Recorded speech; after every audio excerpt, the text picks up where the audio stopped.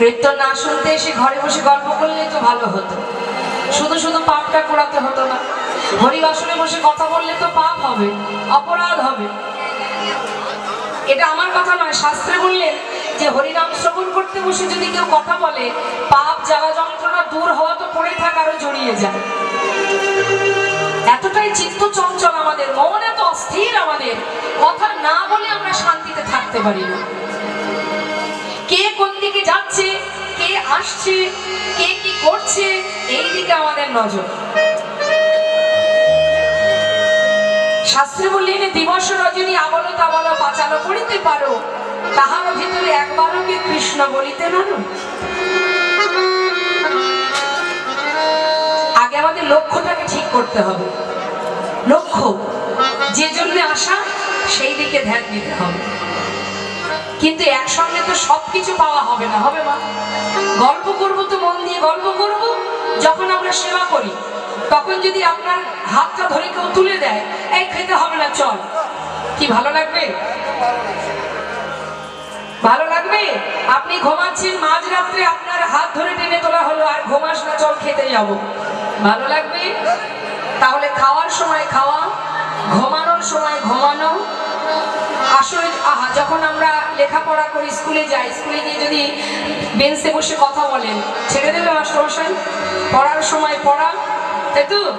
ঠিক কৃষ্ণ নাম শুনবার সময় শুধু শ্রবণই করতে হবে, আর কিছু করলে কিন্তু অপরাধ।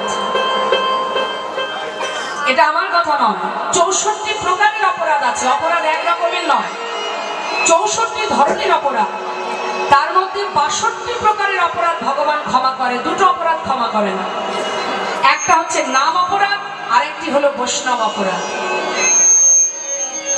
তাই বারবার আমি বলবো, গল্প করবেন না, কথা বলবেন না, চিত্তটাকে স্থির করুন, মন দিয়ে কৃষ্ণ নাম শ্রবণ করুন।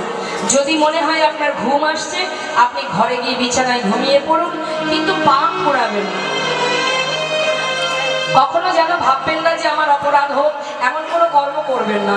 এখানে বসে গল্প করা মানে পাশে যে ভক্ত মন দিয়ে কৃষ্ণ নাম শুনছে তারও সমস্যা, আর তার যদি হরিনামে বিঘ্ন ঘটে যায়, আপনি কিন্তু অজান্তেই বৈষ্ণব চরণে অপরাধী হয়ে যাচ্ছেন। আর এটা তো ভালোই জানেন যে বৈষ্ণব চরণে অপরাধ করলে তার কি তোর অবস্থা হয়। যেটা হয়েছিল নবদ্বীপে, একটা প্রমাণ কি, সেটা হলো চপল গোপাল। সারা গায়ে কুষ্ঠ হয়েছিল, বৈষ্ণবের চরণে অপরাধ করেছিল বলে। তাই বলবো বারবার চরণ ধরে, কথা বলবেন না। যদি মনে হয় ঘুম আসছে, ঘুমাতে যাবেন ঘরে, কিন্তু কখনো কারোর কাছ থেকে কোনো অপরাধমূলক পাপ কর্ম করবেন না।